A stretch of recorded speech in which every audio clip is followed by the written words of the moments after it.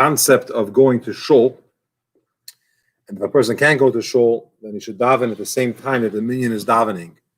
Because when the minyan davens, when the quorum is praying, there's a certain auspiciousness that's created. And if you daven at that time, it's accepted in front of Hashem. We brought various verses that Hashem does not despise the prayers of the community. So it's one thing when a person davens on his own, and of course it's always powerful and always accepted, but when you daven with a minyan, it's much more powerful. We then said that a person who davens with a minyan, it's as if Hashem considers it as if he has redeemed him and his children, meaning redeemed Hashem and his children, and someone that lives in a place that doesn't go to the minyan, and they need a minyan, is considered to be a bad neighbor, and other expressions that the Gemara mentioned about the importance of going to shul to daven with a minyan. They told Rabbi Yechanan, Ikos Sabi beBavel. There are old people in Bavel. It exists. Rabbi Yechanan was in Eretz Yisrael, and they said that in Babylonia, where great Jewish community was, they said, listen, there are old people there. What's the issue? Tama, he wondered, V'amar, and he said, that we say in Shema several times a day, we say that in order that you should have long life for you and for your children on the earth, which literally means that you'll live in this world. But he learned al ha'adam on the earth, but out of Eretz Yisrael, you don't have the ability for long life. Which Correct. So when he was told that old people living out of Israel, he said, Rabbi Yechanan said, how could that be? The verse says that long life is in Israel. Kivon da Amrile, once they told him, they let him know that they come early to shul for davening, and they leave late, which basically means they come in the morning and they come at night. Omar, he said, this is what helped them. It's true they're not living in Eretz Yisrael, and perhaps they lack that specialty of blessing of long life, but coming to shul in the morning and at night to pray gives them long life. The B'nai, like Rabbi Shua ben Levi said to his children, come early, meaning in the morning, and when it's dark, meaning at night, and go up to the shul. Daven. In order that you should have long life. So you see a similar thing where Rabbi Shua ben Levi instructed his children that make it a habit to go to shul in the morning, to go to shul at night. It is an omen for long life. He didn't say omen, he said you'll live long. Omer Reb Acha ben Rabbi Chanina. Reb Acha, the son of Rabbi Chanina, said, Mikra, what's this verse that says, Ashrei Adam Shemeli, the Shakid al Doiseisai, Al Seisai Yem Yem, Lishmer, Lishkei, thank you, Al Seisai Yem Yem, Lishmer Mezuzais Pischi.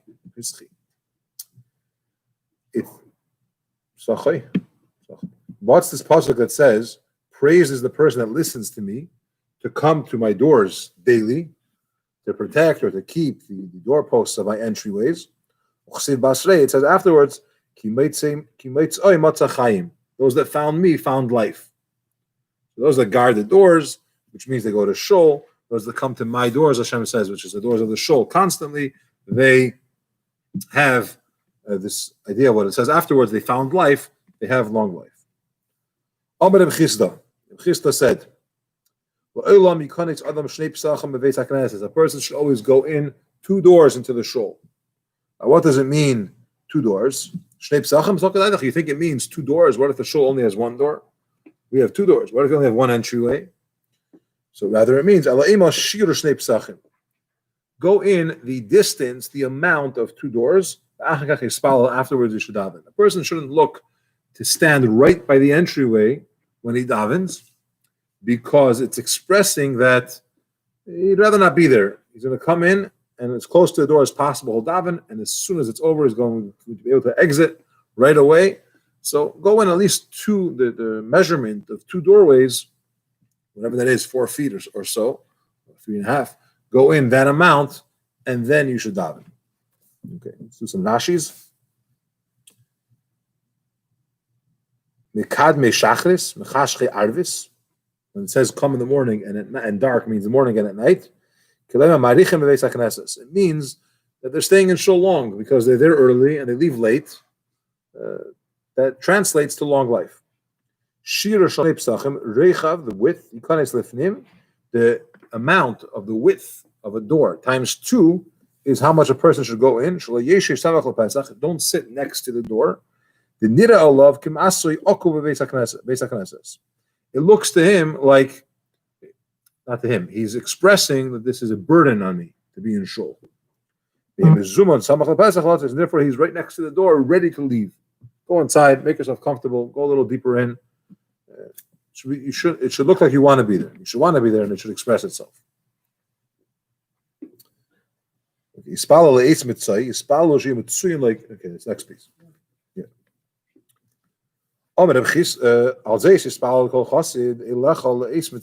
says for this, every chassid should in Mishlei, in Tillim. For this, every chassid should daven for the time of his finding or his finding. What does it mean? Eis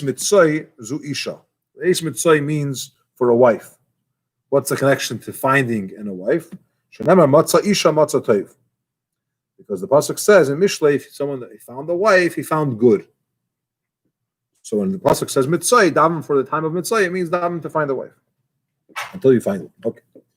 B'ma'arava, in the west, in Eretz Yisrael, kinasev inish itza, when a person marries a woman, Amri, they told him hachi as follows: matza imaitze, found or taking out, which is a play on the words. Matza, found, dichsiv matza isha matza teiv, v'yafik ratzeh me Hashem, and you'll find or get out desirable from Hashem. So one pasuk says that if he found a wife, he found good. Might say, or are you taking out? They ask the person, did you find or are you taking out? Taking out, because Shlomo Melech said, I find or I found what's more bitter than death, it's the wife. Now, just to clarify, it's 2 different places where he says it. And of course, it's the idea of there's 2 different ways how it could play out. It could be, if it's proper and good, then it could be the greatest blessing. And if God forbid not, it could be the opposite.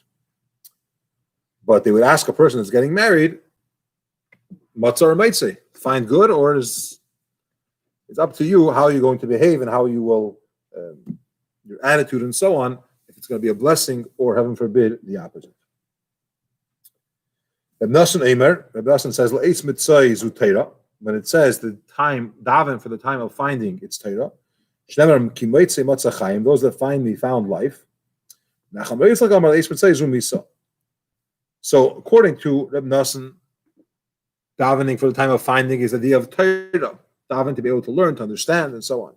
According to Rabbi Nachman bar Yitzchak, it's about davening regarding death, that a person shouldn't suffer when he passes on. Shnemer lamos lamavas teitzais.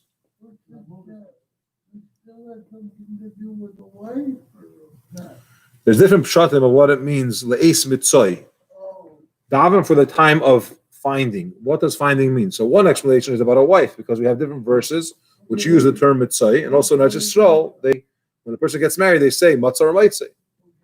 There's another explanation. Daven for mitzay means for Torah. You should be able to understand Torah, to learn Torah.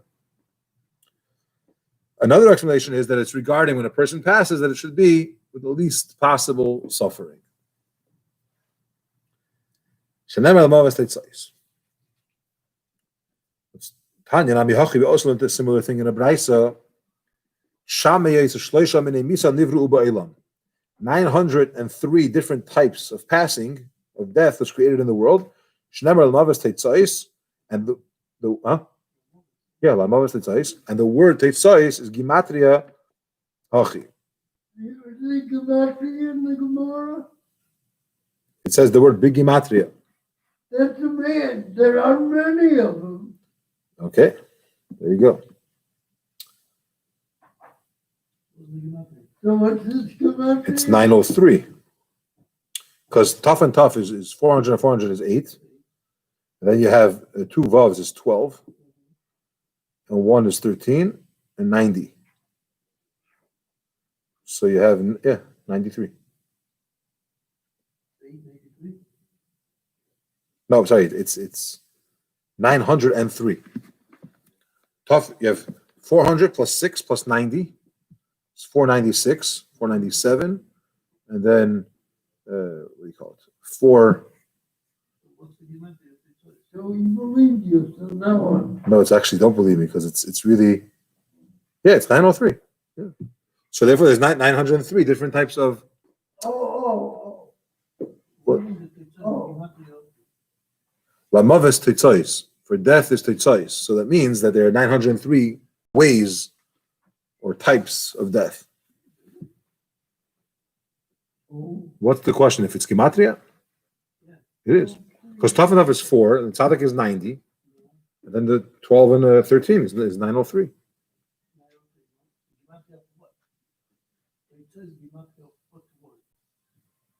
Of 903. Mavis. La Mavis Tetzais. The 903 types of Mavis.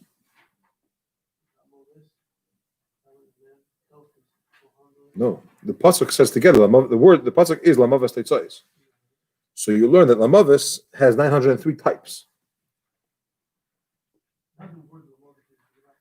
No, Tetzais is going to 903. So the pasuk is saying that for death is 903 types.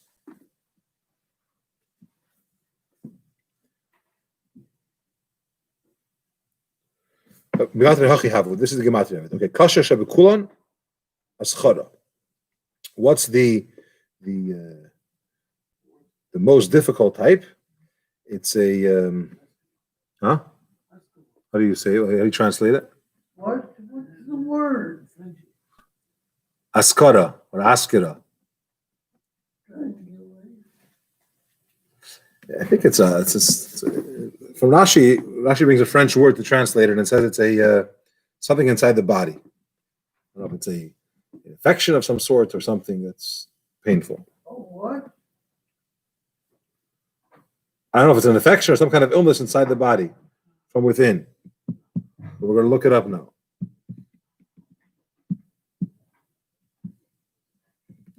One of the tefillahs that we say is that they shouldn't fall the askara in children. But that's the most painful, the most difficult one.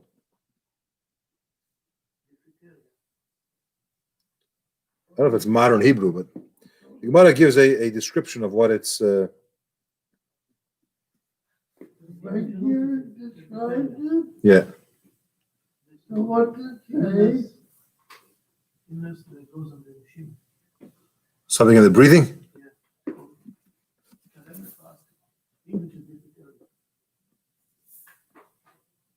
It sure kind of gets off. Okay. Well, Nicha shebekulan, the best type, so to speak, or the easiest type is Nishika. We're skipping the description. No, it comes after. First, you say the hardest one and the easiest one. Then we say the description of the hardest one.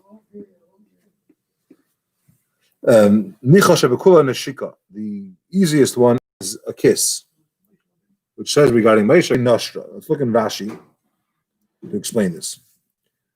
It is ka'anfei asirim hanisbachim begizas hatzemer k'shadam neisik v'chazaka mashach la'acher she'efshar shlo yinotek hatzemer imo. It's like pulling the wings.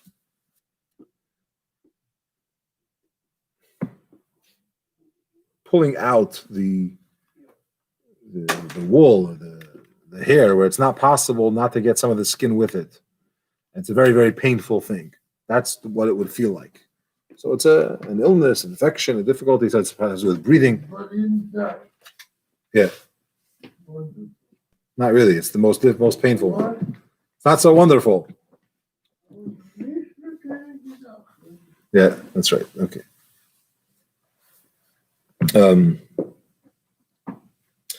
The Ikud Amni, there's another opinion that says it's kipituri b'fi veshet. it's like a hole inside of the windpipe, which is very painful.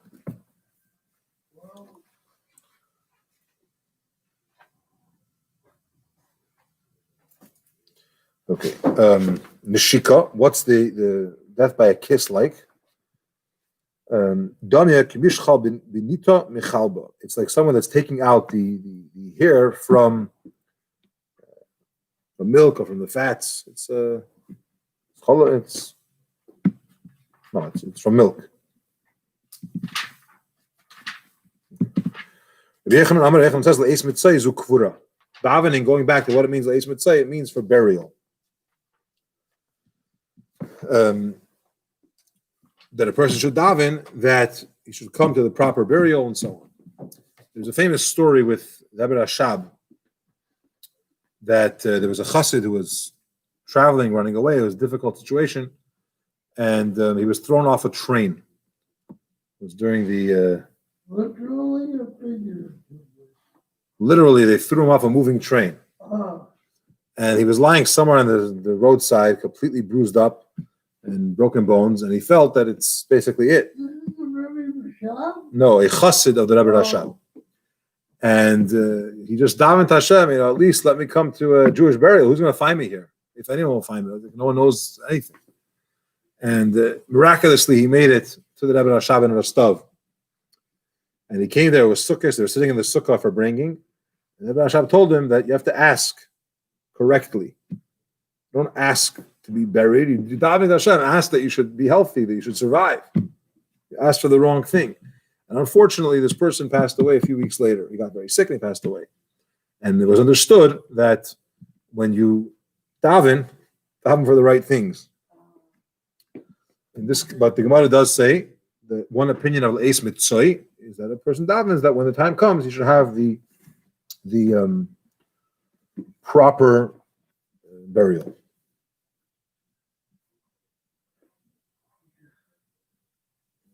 Okay, let's stop over here.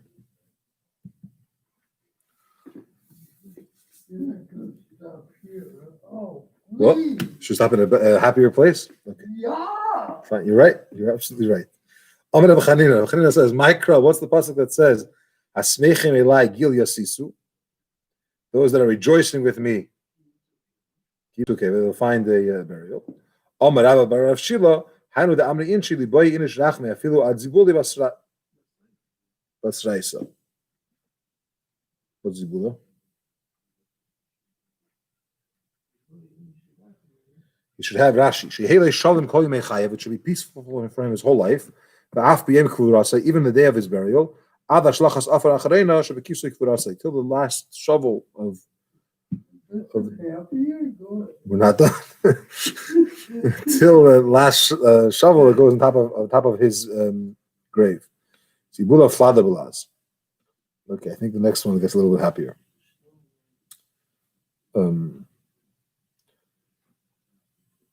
Marzutra Amar.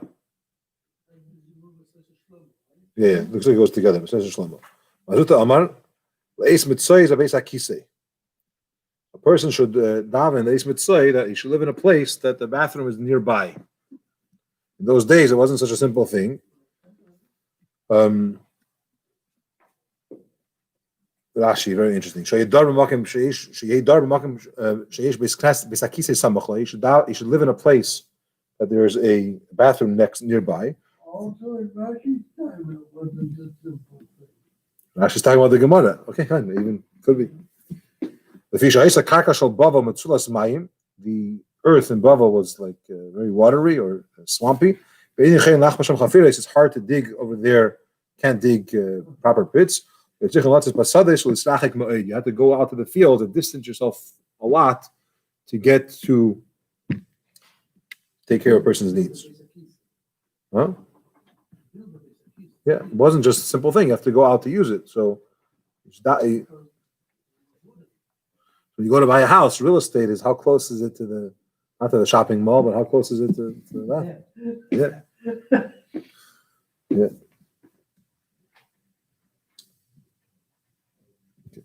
The Marava in Yerushalayim in Tzisol, they said, He had a bunch of explanations. Is it about Torah? Is it about passing away? Is it about burial? Is it about a wife, etc., etc.? But the idea that a person should daven, that he should live next to a place that he could use the bathroom when he needs to, that is the best explanation